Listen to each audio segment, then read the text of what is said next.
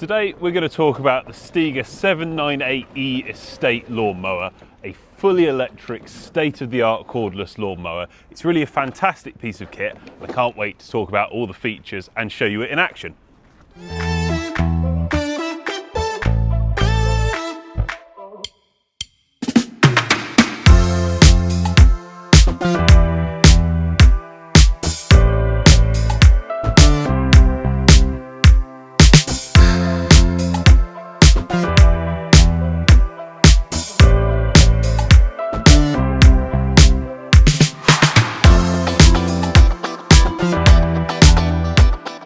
First off, the basics. The cutting diameter is 98 centimetres. It's roughly the same chassis as the 7980 petrol version that Stiga does, and there's also an 84 centimetre version as well in the 784E Estate.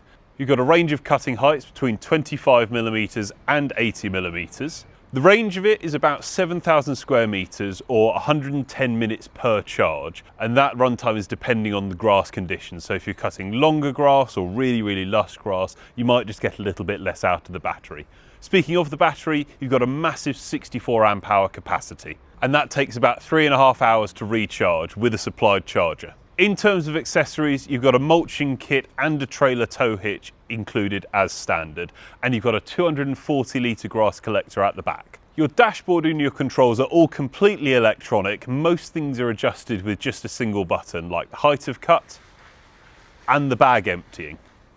Like a hydrostatic model, you've got forward and reverse drive on a rocker pedal, and you've got cruise control, so once you find a comfortable speed, you can just set it at that and then relax while you're mowing.